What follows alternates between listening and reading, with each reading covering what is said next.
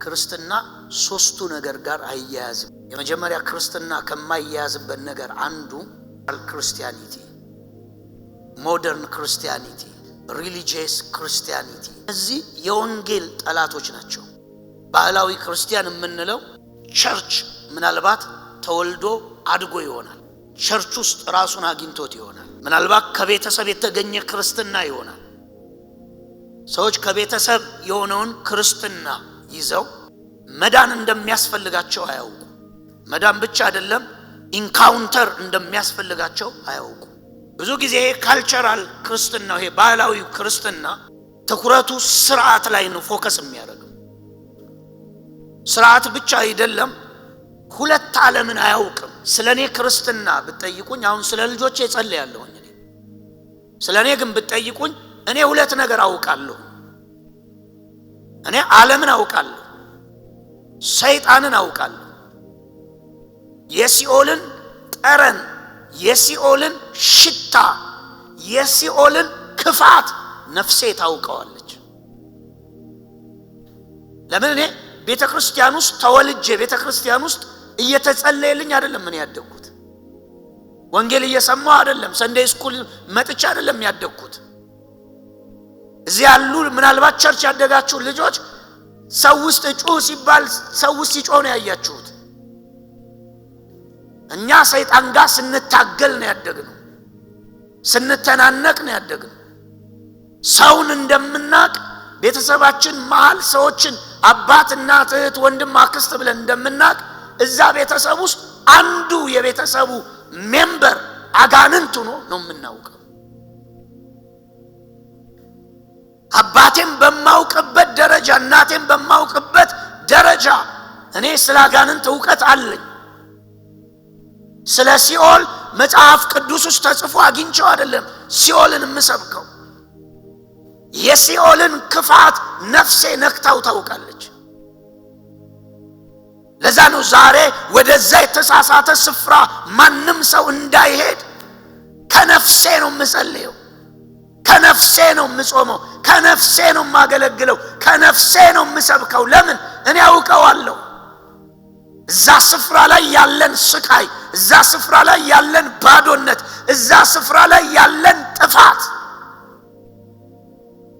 መጽሐፍ ሲናገር ዕብራውያን ምዕራፍ 6 ቁጥር 4 ላይ የሚመጣውን ዓለም ኃይል የቀመሱትን ይላል አይደለም? የሚመጣውን ዓለም ኃይል የቀመሱትን። በሌላ አማርኛ እዚህ ሆነው ገና የሚመጣውን ዓለም፣ የሚሻረው የዓለም እያለ በሚሻረው ዓለም፣ በሚሻል ሰውነት፣ በሚሻል ስርዓት ውስጥ ነው የማይሻረውን ዘላለማዊ የሆነውን እዚህ ሆነው ምን ያሉትን የቀመሱትን ይላል መጽሐፍ። ዛሬ ግን አንድ ዲፊኒሽን ልስጣችሁ ለእናንተ። ክርስቲያን ሆነ እነዛ ስለ ክርስትና ነው የሚናገረው፣ ስለሚመጣው የእግዚአብሔር መንግስት ነው የሚናገረው። ግን የሚገርማችሁ እዚህ ሆኖ የሚቀመሰው፣ እዚህ ሆኖ ቴስት የሚደረገው የእግዚአብሔር መንግስት ብቻ አይደለም። እዚህ ሆኖ ሲኦል ቴስት ይደረጋል። እዚህ ሆኖ ሞት ቴስት ይደረጋል። ለዛ ነው ዛሬ ሰዎች ጋር ሄዳችሁ ብትጠይቋቸው የሞት ፍርሃት አለ ውስጣቸው። መጽሐፍ በሞት ጥላ ለሄደ ሕዝብ ብርሃን ምን አለለት ነው የሚለው? ወጣለት እኮ ነው የሚለው። በሞት ጥላ ማለት ምን ማለት ነው? አልደረሱም አካሉ ላይ፣ ግን እዚህ ሆነው ያውቁታል። አለ ፍርሃት እዚህ ውስጥ። ሲኦል ምን ይመስላል ቢባል ይኸውላችሁ፣ በዓለም ኑሮ ወደ ክርስቶስ የመጣ ሰው ያውቀዋል፣ ይቀመሳል። የእግዚአብሔር መንግስት ብቻ አይደለም የሚቀመሰው፣ የሲኦል ክፋት፣ የሞት ፍርሃት፣ የሞት ጉልበት፣ የሞት ጥላ እዚህ ሆኖ ይቀመሳል፣ ይታወቃል። የሚመጣውን ዓለም ምን ያሉትን የቀመሱትን። መንፈሳችሁ ጋር የታወቀ የሚቀመስ ነገር ነው። ቤተ ክርስቲያን መጥቼ ማቃቸው ጀንትል ሰዎች በመንፈስ ተነክተው ሲወድቁ ቸርች ውስጥ ያደገ ሰው ሁሌም ስለሚያይ ሁሌም አይሷ ልማዷ ነው የሚል። እኔ ግን ማን የነካው ብዬ ነው የምጠይቀው። እዚህ ቸርች ውስጥ ያደገው ሰው ስርዓት ነው መውደቁም አጋንንትም ሲጮህ ስለ አጋንንትም ለምን እየተጸለየልን ነው ያደገው። በመለኮታዊ ፕሮቴክሽን ነው ያደገው። እኛ ያለን ህይወት በሙሉ በዓለም ያሉ ሰዎች ያላቸው እኮ ነው የሚመስላቸው። ቸርች ውስጥ ያደጉ ሰዎች እንደኛ ደስ የሚላቸው እንደኛ ሰላም ያላቸው ቬት ይዘው ሲሄዱ ሱፍ ለብሰው ሲያዩ አቤት አቤት ብለ ይቀናሉ በእነሱ። ለምን? ሁለት ዓለም አያውቁም። እኛ የምናውቀው ዓለም አለ፣ ነቅሎ ያወጣን ዓለም አለ። ያንን ዓለማዊነት እጆቻችን ላይ መጥቶ አራግፎ የጣለ ኃይል አለ። የሰማችሁኝ ነው አለ እንደዚህ አይነት ዓለም። አንደኛ ቆሮንቶስ ምዕራፍ 5 ላይ በመካከላችሁ የዝሙት ርኩሰት እንዳለ በእርግጥ ይወራል። እንዲህ ያለ ርኩሰት አረማውያን ዘንድ እንኳን የማይታይ ነው። አባቱ ሚስት ያገባ ሰው አለና ደግሞ ታበያችኋል። ይልቅስ ሐዘን ተሰምቷችሁ ይህንን ድርጊት የፈጸመውን ሰው ከመካከላችሁ ልታስወግዱት አይገባም። ቁጥር 3 ምንም እንኳን እኔ በመካከላችሁ ባልሆን በመንፈስ ግን ከእናንተ ጋር ነኝ። ልክ አብሬያችሁ እንዳለው ሁኜ ይህን ባደረገው ሰው ላይ አሁኑኑ ፈርጅበታለሁ። በምትሰበሰቡበት ጊዜ የምፈልገው ይሄ ነው። በምትሰበሰቡበት ጊዜ እኔ በመንፈስ ከእናንተ ጋር ስለመሆን በጌታችን በኢየሱስ ስም በመካከላችሁ በሚገኘው በጌታችን በኢየሱስ ኃይል ምን አለ ነው የሚለው ጳውሎስ። ስትሰበሰቡ ሁለት ነገር አለ። አንደኛው ስለ ራሱ ተናገረ። እኔ ምን እላለሁ? እገኛለሁ። አሁን ጳውሎስ ምን አለ? እገኛለሁ አባባሉ እንዳለው ቁጠሩኝ በሐሳባችሁ እያለ አይደለም። በመንፈስ ስትሰበሰቡ እኔ ምን እላለሁ አለ? እገኛለሁ። እኔ ራሴ እመጣለሁ አለ። ግን ፊዚካል አይደለም። በምንድን ነው? በመንፈስ ዱዋል አደርጋለሁ። እንግዲህ ይሄ አሁን የምታዩት መሰባሰብ ለአንድ ጉዳይ ነው። ለምንድን ነው? አንድን ሰው በአረማውያን መካከል የሌለ ኃጢአት ያደረገን ሰው አሳልፎ ለምን ለመስጠት ነው? ለሰይጣን ለመስጠት ነው። ስለዚህ አሳልፎ ለሰይጣን ለመስጠት ሁለት ነገር አብሮ ይሰበሰባል። አንደኛው እናንተ ናችሁ አለ። ይሄ ፊዚካሎቹ ናቸው። እናንተ በጋራ ተሰብሰቡ፣ በመንፈስ ግን እኔ ደግሞ እመጣለሁ አለ። ሌላ ጉባኤ ይመጣል። እኛ መካከል ዱዋል ያደረገ እኮ ዓለም አለ። እዚህ አለ የመጡ ሰው አሉ። አሁን እዚህ አሉ መላእክት አሉ፣ ጻድቃን ወገኖች። ብቻችንን አይደለም ምንዘለው፣ ብቻችንን አይደለም ምናመልከው። እኛ ስንሰበሰብ በመንፈስ በእኛ መሃል ፕሬዘንት የሚያደርጉ አሉ። ጳውሎስ ለቤተ ክርስቲያን እየነገራት ያለው እናንተ በአካል ተሰብሰቡ፣ እኔ ደግሞ በመንፈስ ምን እላለሁ? እመጣለሁ። ዱዋል አደርጋለሁ። ሊስን ስሙኝ። ቀጥሎ ምን አለ? እኔም እገኛለሁ ካለ በኋላ በጌታ በኢየሱስ ስም አይደል ያለው? ቀጥሎ ምን አለ? በመካከላችን ባለው ምን ኃይል። መካከላችን ምን አለ? ፓወር። ፊል አረከው አላረከው ኃይል አለ። የደከመውን ብድግ የሚያደርግ ኃይል አለ። የዛለውን የሚያነሳል፣ ድውያኑን የሚፈውሳል፣ ሙታኑን የሚቀሰቅስ ምን አለ? በመካከላችን ባለው ኃይል። በዚህ ሰው ላይ የሚፈረደው ፍርድ አካላዊው ቤተክርስቲያን እና መንፈሳዊያኑ አብረን እንሆናለናል። በጋራም ፍርድና እንሰጠዋለን። መንፈሳዊው እንዴት ነው? ስትሰበሰቡ በመካከላችሁ በሚሰራው በማን? በእግዚአብሔር ኃይል። እስኪያጠገብ ኃይል አለ በሉት፣ እዚህ አለ በሉት፣ ስንገናኝ በሉት፣ ስንሰባሰብ በሉት፣ መላእክት ይመጣሉ በሉት፣ ስንሰባሰብ በሉት፣ ስናመልክ በሉት፣ በስሙ ስንቆም በሉት፣ ጌታ ይመጣል በሉት፣ ኃይል አለ በመካከል በሉት።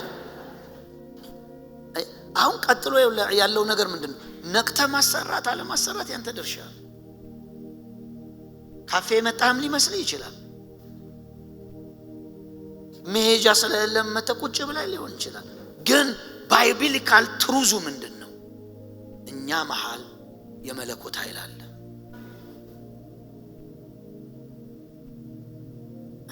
አምነህ መተህ ማሰራት፣ ኢንካውንተር ማድረግ፣ ደግሞ መሰዊያው ላይ የሚቆሙ ሰዎች ያ ኃይል ዲኖሚስትሬት እንዲያደርግ እንዲገለጥ መጸለይ፣ ማወጅ ምናምን የኛ ድርሻ ነው። እምነታችሁ ግን መሆን ያለበት ምንድነው? እኛ ስንሰባሰብ እኛ መሃል የሆኑ ዓለም ሱፐርናቹራል ዓለም አለ ማለት አለበት። ያበዛል፣ ይፈውሳል፣ ይባርካል፣ አይምሮ ይከፍታል፣ ያጽናናል፣ ጨለማውን ይነቅላል፣ ፍላጻ ይሰብራል፣ አዋጅ ይገለብጣል አለ። በቃ ይሰራል። ስራው እሱ ነው። አንድ መዝሙር አለ አይደል? ሰራተኛው አንተ የሚል አይደል? ስራው የሚያንተ ነው። የልዑል እግዚአብሔር ልጅ የኔ ጌታ ስራው የሱ ነው። ሰው ምን ያደርጋል ንገረኝ? ምን ማድረግ ይችላል ሰው? ነገር መስራት የሚችለው እሱ ነው። የሚታወጀውን ይፈጥረዋል። ቁጭ ብለህ ይነካል፣ ይዳስሳል፣ ይባርካል፣ ያወጣል። መርሳት የሌለብህ የሰው ስብስብ አይደለም። ይሄ ሱፐርናቹራል ማንነት ያላቸውና ሱፐርናቹራል ዓለሙ በናቹራል ዓለም ውስጥ የሚገኝበት ስፍራ ነው። ቸርች ነው ዲፊኒሽኑ። ገላትያ ምዕራፍ 3 ምን አለ? ገላትያ ላይ ጳውሎስ ማናዚም አደረገባችሁ? መንፈስ የተቀበላችሁት እናንተ ሕግን በመፈጸም ነው ወይስ የሰማችሁትን በማመን? ቀጥሎ ምን ይላል? በመካከላችሁ ተአምራትን ምን የሚለው የሚሰራው እንደ ሚድል በመካከላችሁ ተአምራትን የሚሰራው የተሰበከላችሁን በማመን ወይስ ሕግን ስለጠበቃችሁ? ጳውሎስ እያለ ያለው ወንጌል ሰበካቸው፣ የተስፋውን መንፈስ ሰጣቸውና አንድ ነገር ነው የተነገራቸው። ስትገናኙ፣ ስትሰበሰቡ፣ ቃሉን ስከፍቱ፣ በጋራ ስትጸልዩ፣ ስታመልኩ አንድ ነገር ይከሰታል። ምን? በመካከላችሁ ተአምራት ምን የሚላል የሚሰራል። በቃ ፋብሪኬት የሚያረጋለ ተአምራት ማን?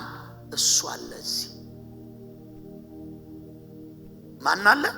እሱ አለ። ጌታ በስጋ በነበረበት ጊዜ ምን አለ? ማቴዎስ ወንጌል ምዕራፍ 28:18 ወደ ዓለም ሁሉ ሂዱ፣ ወንጌል ለፍጥረት ሁሉ ስበኩ ብሏቸው ቀጥሎ ምን አለ? ያመነ የተጠመቀ ይድናል፣ ያመኑትንም እያስተማራችሁ ደቀ መዛሙርት አድርጓቸው ብሎ እስከ ዓለም ፍጻሜ ምን ይላል? ቀጥሎ ያለችው ቃል ሁል ጊዜ። እስከ ዓለም ፍጻሜ ማለት እኛን ያጠቃልላል። እስከ መጨረሻው ትውልድ፣ እሱ እስከሚመጣበት እስከ መጨረሻው ትውልድ ድረስ ሁል ጊዜ እኔ ከማን ጋር ነኝ? ከእናንተ ጋር አለሁ አለ። በስጋ አብሯቸው ዞረ፣ ፈወሰ፣ ምን አለ፣ ሞተ፣ ወደ ሰማይ መሄዱን እያሰቡ በቃ ሊተወን ነው ብቻችንን ልንሆን ኖ እንደሱ አይደለም አለ። እኔ በመካከላችሁ ነው የምገኘው። ከዛ በኋላ ፊል ታደርጋላችሁ አብሮን እንዳለ እንደሚያያችሁ አሁን እዚህ እንዳለ አይኖቹ በእኛ ላይ እንደሆኑ ሊባርከን፣ ሊያነሳን፣ ሊረዳን እንደሚፈልግ ስለኛ ግድ እንደሚለው እንደዛ ነው የምታምኑት? ወይስ ልሳን አውርተን የሆነች ቃል ሰምተን ዘር ሰጥተን መሄድ ነው የምታስቡት? ወይስ አለ የሆነ ዓለም በመካከላችን አለ ወይ? ፐርሰኑ መለኮት አለ ወይ? እሱ ያለው ይሄ ነው። እስከ ምድር እስከ መጨረሻ እስከ ፍጻሜ እኔ ከማን ጋር ነኝ?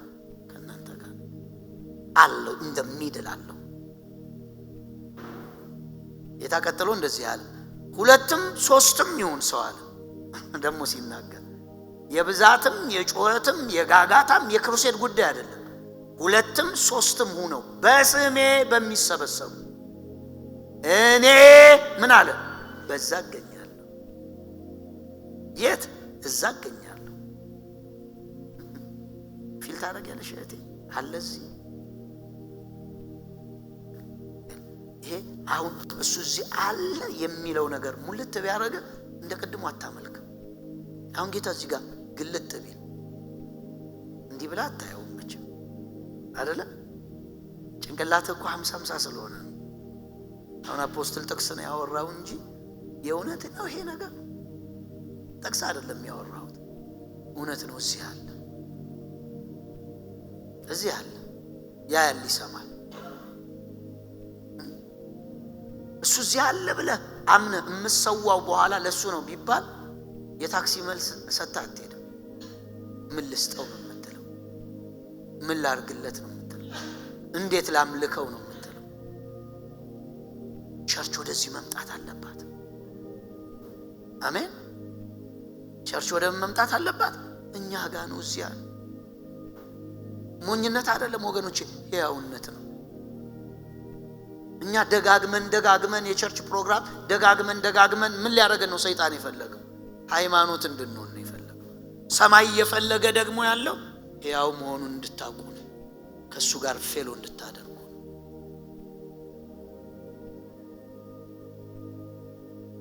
እያያችሁ ነው። አሁን የልባችሁን ጩኸት ይሰማል።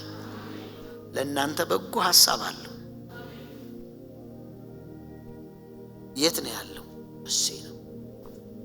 እየተመላለሰ ነው፣ እያየ ነው።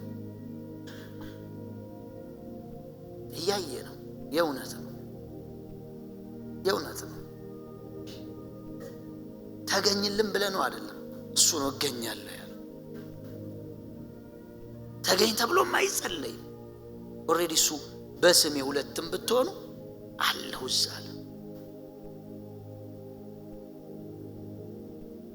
አለ። አሜን። ቸርች ስትመጡ ነክታችሁት ለመሄድ፣ የምር አምልካችሁት ለመሄድ፣ የምር ከሱ ሰምታችሁ ለመሄድ፣ የምር ፊቱ እንዳላችሁ ተሰምቷችሁ መሄድ። ይሄ ነው ሕያውነት።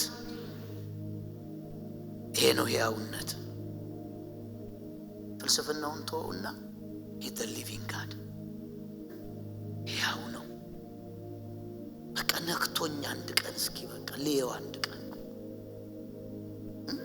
ሰውን ሚት እንደሚያደርግ እኔ ሚት ላድርገው ብላችሁ ናፍቁ እስኪ። በቃ ተነካክተን ኢየሱስ ጋር ሰማይ አይደለም እዚህ ካፉ ቃል እዚህ ልስማ ብላችሁ ወንቼ የቀድሞዋ እኮ ቤተክርስቲያን ሐዋርያት ሥራ መልአክ ተገለጠ። ቀጥሎ ምን ጌታ አለኝ፣ አየን፣ መንፈስ ቅዱስ አለን፣ ጌታ አለ የሚል ቃል አላነበባችሁም? ጌታ እንዲህ ብሎኝ እንደኛ ዘመን ይሄ እብደቱ አይደለም። ሪል ሐዋርያት ሥራ ምዕራፍ 15 እንኳን ሲወስኑ አሁንም ሐዋርያቱ እኛና መንፈስ ቅዱስ ደንግገናል አሉ። እኛና ማን? መንፈስ ቅዱስ ሄደ ፐርሰን አብሯቸው ነበር፣ አብሯቸውም ነው። ወገኖቼ ካርናል አትሁኑ። ስጋዊ አስተሳሰብ፣ ስጋዊ ልምምዶች ገዳዮች ናቸው። ሁሌም ነፍሳችሁን ታገሉ።